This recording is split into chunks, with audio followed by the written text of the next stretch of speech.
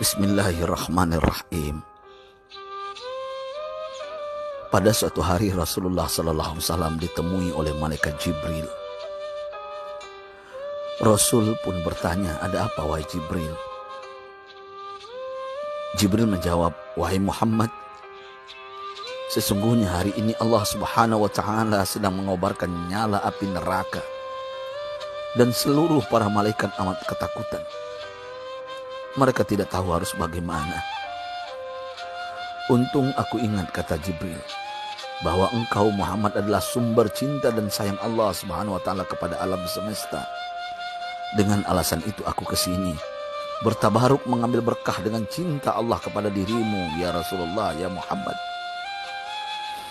Rasulullah terdiam beberapa saat, kemudian bertanya lagi, "Wahai Jibril, ceritakan padaku bagaimana neraka itu sesungguhnya." Jibril menjawab, "Wahai Muhammad,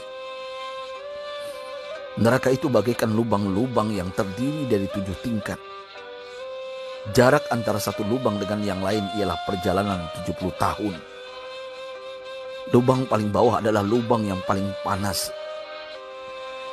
Nabi SAW meneruskan pertanyaannya, "Lalu siapakah penghuni lubang-lubang neraka itu wahai Jibril? Sampaikan kepadaku Jibril." Jibril menjawab, "Lubang yang paling bawah diciptakan untuk orang-orang munafik. Lubang yang berikutnya untuk penyembah berhala. Lalu untuk penyembah bintang dan matahari." Jibril terus menerangkan penghuni tingkatan neraka hingga lubang yang kelima, tempat umat Yahudi, dan yang keenam dihuni oleh umat Nasrani. Setelah menjelaskan penghuni 6 tingkatan neraka, Jibril diam cukup lama. Rasulullah SAW penasaran dan bertanya kepada Jibril, "Wahai Jibril, siapakah penghuni neraka yang ketujuh?"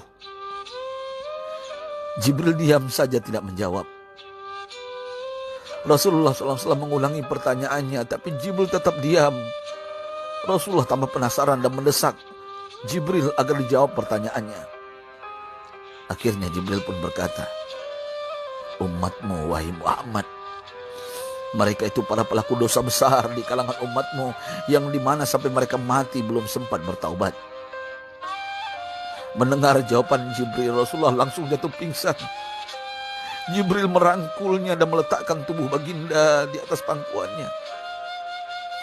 Tak berapa lama Rasulullah SAW sadar dan langsung menangis bersimbah air mata dengan terisak-isak. Rasulullah mempertegas pertanyaannya, "Wahai Jibril, apakah benar ada di antara umatku yang masuk neraka?" Jibril menjawab, "Benar wahai Muhammad, pelaku dosa besar di antara umatmu yang belum bertaubat." Setelah itu Rasulullah menghadap kiblat dan sujud kepada Allah dalam isak tangisnya.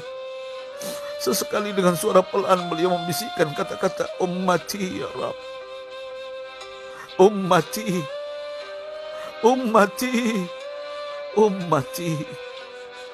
Beliau SAW tidak mengangkat kepalanya dalam keadaan seperti itu selama 3 hari 3 malam. Kecuali setiap Bilal bin Rabah mengumandangkan azan, barulah beliau bangkit untuk menjadi imam. Dan setelah itu kembali sujud lagi. Pada hari ketiga Abu Bakar menyadari hal ini, beliau mengetuk pintu Rasulullah dan mengucapkan salam 3 kali, namun tidak terdengar jawaban. Abu Bakar sedih dan berseru di hadapan pintu Nabi besar Muhammad SAW, "Apakah ada jalan untuk masuk ke rumahmu ya Rasulullah?" Tetap tidak ada jawaban. Di jalan Abu Bakar bertemu sahabat Umar. "Mengapa engkau menangis wahai Abu Bakar?" kata Umar. Abu Bakar menceritakan keadaan Rasulullah SAW. Maka Umar pun melangkah menuju rumah Rasulullah dan terjadilah hal yang sama. Umar pun pulang dan menangis.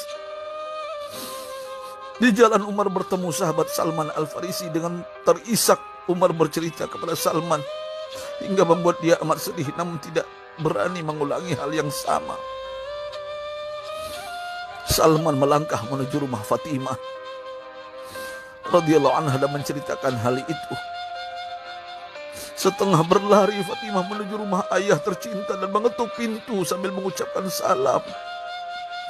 Mendengar suara lembut putri tercinta, sejuklah dada Rasulullah. Beliau bangkit dari sujud dan membuka pintu. Alangkah terkejutnya Fatimah melihat Rasulullah, ayah tercinta, amat kurus dan pucat. Fatimah memeluknya lalu menangis. Wahai ayah, apa yang terjadi? Mengapa engkau amat sedih seperti ini? Rasulullah kembali menangis dan berkata dengan suara lirih, wahai Fatimah, belahan jiwaku, bagaimana mungkin aku tidak sedih sedangkan Jibril mengatakan akan ada kelak umatku yang akan masuk neraka.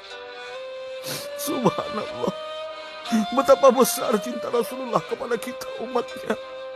Sahabatku, Rasulullah mencintai kita. Antaman ma'aman ahbabta, engkau akan berkumpul dengan orang yang kau cintai. Mari kita mencintai baginda Nabi besar Muhammad SAW yang mencintai kita umat yang tidak rela kita masuk neraka. Mari kita mencintai beliau dengan berselawat, Allahumma shalli ala Sayyidina Muhammad wa ala ahli Sayyidina Muhammad. Allahumma shalli wa sallim ala Sayyidina Muhammad karimil aba wal ummahat. Allahumma shalli ala Sayyidina Muhammad wa alihi wa sahbihi wa sallim. Sahabatku, sampaikan dan silakan share sahabatku di sosial media. Rasul mengajarkan kepada kita, man dalla ala khairin falau mislu ajri fa'ili. Siapa yang menunjukkan kepada kebaikan, maka dia akan mendapatkan pahala seperti orang yang mengerjakannya. Mudah-mudahan ini menjadi pahala jariah bagi kita. Saya Ustadz Oren. Assalamualaikum warahmatullahi wabarakatuh.